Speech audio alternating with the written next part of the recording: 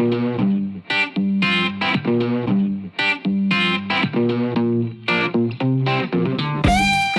everybody, Dave Clark, aka The Pattern Guy. Welcome to another Chalk Talk.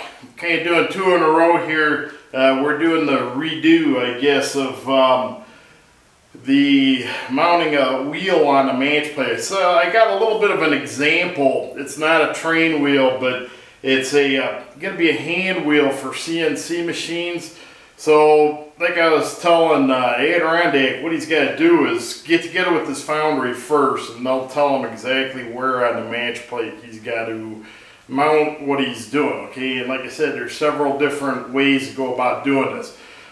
He has had several other suggestions on the Chaskey site and that. You know, they're all great suggestions and that. Another thing somebody brought up was just machining a pattern out of a billet of aluminum in that, which that would be a really nice pattern. But the thing with that is it's going to be very expensive. So, you got to determine how many of the castings that you're going to sell in that, and like what kind of production you're going to get out of it. Okay, so I got a little bit of an example. It's not a train wheel, but it is a hand wheel. I don't have any of the castings, and I can't find the master anywhere, so I really wish I had that to show you guys here, but I don't have it, unfortunately. So anyhow, I'll show you the match plate first, and here's the cope half of it. Okay, now this is the hub where they're going to drill a hole. It's going to go onto the machine spindle.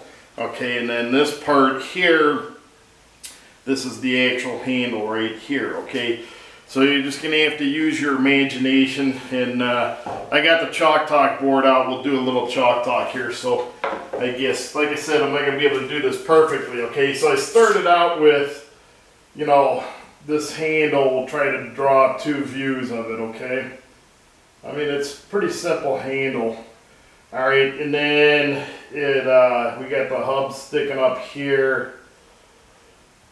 And it's kind of a neat little handle. So this is something of what it's going to look like. Okay, so how I got started out, I made a pattern. I made my master pattern of it. Okay, and then from there, what I did, this is a fairly high production. They're going to be wanting about 300 of these per year. Okay, so the easiest way for me to do it, I got the CNC machine over my shoulder here, but as it's been sitting here for 8 years, I got to get it running yet. So anyhow, if you have a CNC 3D printing, it's a great tool. However, most of the 3D printed patterns that I have had in here, what I'm finding is, there's little layers. It's like little choppiness there. So it kind of comes up and, something like that, so you don't have that nice, straight line on there. So I guess depending on, I'm not sure what kind of media they use for those. I don't know if you can sand those lumps out. What I usually do, I've done it a couple times. I just smear Bondo all over it and kind of fill the holes in, all right, because that'll bring it out a little bit instead of taking away. All right, so yeah, I mean, you could do that. I'm just so used to doing things, making them out of wood. I made this handle, and, I was on the lathe making this thing. I mean, this pattern probably took me a few hours.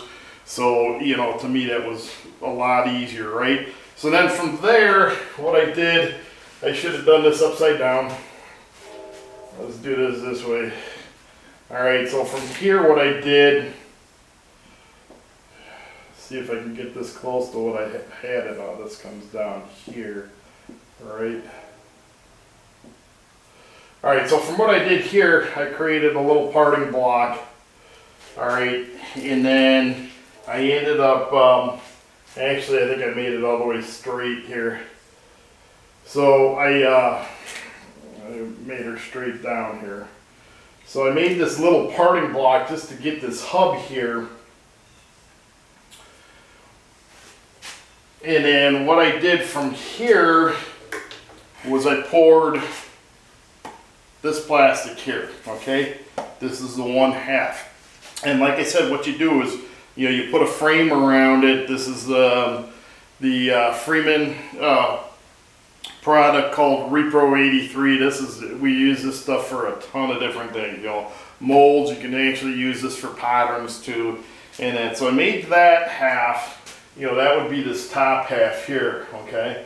And then I had to flip it over, so I had that hub sticking up and that, and then actually, you can see I got the pins in here too, right, in my frame. So what I did, I pinned this frame to this frame here, and then I poured the plastic in this side and ended up getting a mold. Okay, I got my cope and drag half mold. Okay, so this is the cope half of my mold, this is a drag half. Okay, and then you can see that on the match plate. So this is my drag half here, all right, and this is my cope half. Okay, so in doing this, this is another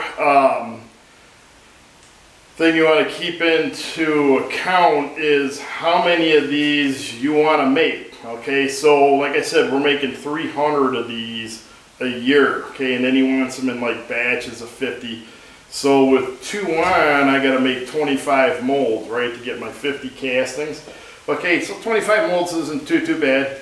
You know, hopefully when we get that molding machine, things will go way quicker. You know, so 25 molds by hand right now is not too bad. Okay, so we did that. Then the other thing is determining, you know, what you want to make it out of. Like we were just talking about before.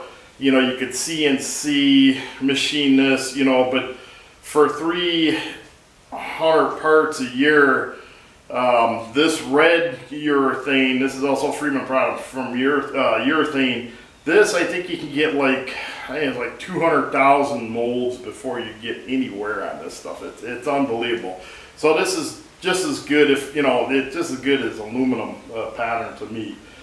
We do use this a lot. This is a little bit more expensive than the Repro 83. It's double the price in that. So, but I mean, it's a real nice product, and like I said, it lasts a long time. So I think this you know, for 300 molds a year, or actually we're going to be doing half because we got 2 on, right?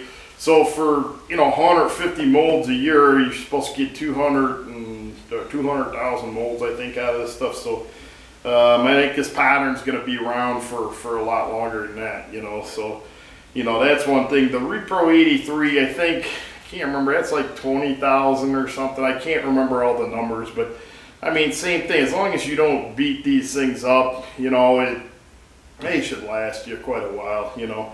I mean, if you were doing, you know, if you had 20,000 parts you had to do a month or something like that, and I get into an aluminum match plate too.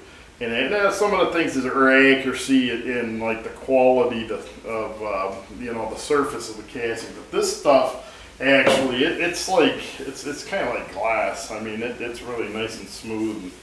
It's a really nice product. I like it a lot. So that's what we use a lot. So anyhow, we chose to go with the 2 on with this, right? So like I said, we have the pins on this. Let me put this down here. So we got the pins on here, okay? So these go all the way through, all right? So what you had to do was we had to lay out where we thought these want to go on a match plate, all right? And that's where you're going to want to go to your foundry. They're going to tell you where they want it on the match plate, okay? And one of the things they're going to take into consideration, like the flash sizes that they have, okay? The other thing they're going to take into consideration is the gating. Okay, so my gating here, what I ended up doing, I just put 2 end gates in, all right, and then I got my 2 risers to feed these. I think these are 2-pound castings, 2-pound aluminum castings, and that's, so they're not too hefty, but this handle part, that's a little bit of bulk there, so it's you know, there's a little bit of bulk there, so I wanted to make sure I had some pretty good risers on there. These might be a little bit oversized, but to me, I just want to get good castings out, okay? So I'm not too worried about remelting in that right now. So that's the thing you got to take into consideration down the road. All right, so your foundry will tell you, where on the match plate, they want the molds and that. So basically what I had to do was, this is my job. I kind of figured everything out on my own, and it's, comes through experience. And this is where, like Adirondack, he reached out for somebody that knew a little bit, so, gating wise, I'm pretty good gating wise. So if you have issues with that kind of stuff, ask me. If you're doing things on your own, ask the foundry first, right? So basically what I did, I determined where on the board I wanted to put these, what I wanted to do for gating and all that stuff. Then what I did was, I laid it out and I measured, where this mold went on, and then I drilled the holes all the way through the plate, okay? And then what I did was, this wasn't here, I had, and the other thing you got to do when you pour in the urethanes too, you got to drill. What I did, I drilled a whole bunch of holes all the way around here, and probably like 3 holes maybe, okay? And I drilled a big hole through the middle for my fill hole. So I poured the plastic through the middle, and then it came up all around the outside, and that does 2 things. It pushes all the air out, okay? And then the other thing it does is it's actually helping this plastic hold on to the match plate itself too, okay? And this is kind of hard. This is why I'm redoing this thing a little bit too. It's like I said, most of the subjects that we're doing, I could probably sit here for 8 hours and try to explain them. The best thing to do is for me when I'm doing them, I'm gonna try to show you guys when I'm doing them how to do them and that, So that's a match plate that I made for kind of accompany myself. It's something I got to run in my foundry, okay? So that's where it's a customer's, but it's running in my foundry. So I kind of had to make a lot of the decisions myself where things went and that. So anyhow, that's how we do the match plates. If you do the urethane ones, okay, you can do this also. You could have poured both halves and then pin the patterns, mounted them on, and screwed them. But this is way easier. It just you pour right into the mold. It attaches itself right to the match plate and that. So you don't have any screw holes or anything. You don't have to worry about. You do have to worry about location. I mean, sometimes if these are mismatched and you got to re-pour it. This red stuff is. I think it's like $200 for a gallon unit, and it's a gallon. The Repro 83, it comes in gallon cans, like gallon paint cans, and they're about 3/4 away full. So they give you a little bit more than a gallon of product in there. But this red stuff, you get a gallon. And that's it. It's $200 a gallon. So like this probably took half the unit, maybe a little bit more. Okay. So there's probably a little over $100 worth of plastic on here. So, but it's not too bad for, like I said, you get over 200,000 molds out of this stuff. So it's a really nice product. So anyhow, keep the questions coming, comments and everything. I really appreciate them. We're getting up there in some subscribers and that. I want to keep that going if we can. Tell your buddies about me. I'd really appreciate it. I want to try to teach as many people about this stuff as I can. And let's get this trade going again, all right? And it just, especially the train guys, basically the little rideable steam trains are all castings for the most part, So let's keep it going. Like I said, need any more help on anything, write me a note in the suggestion box. And that Chasky guys, same thing, write me. I don't check my stuff that regularly. I'll try to start checking it a little bit more. So I can get back to you as soon as I can, but if I don't get back to you, I'll try to get back with him a day or two. So just hang tight for me. We will get with you and we'll get something going. All right. So like I said, if you guys could subscribe for me, I'd appreciate it. Hit the like button. It'll help me out a lot too. And with that, everybody have a good one out there and definitely stay safe. Hey guys, just a little bit after sign off. This is one of the reasons why I'm not getting a lot of videos out here.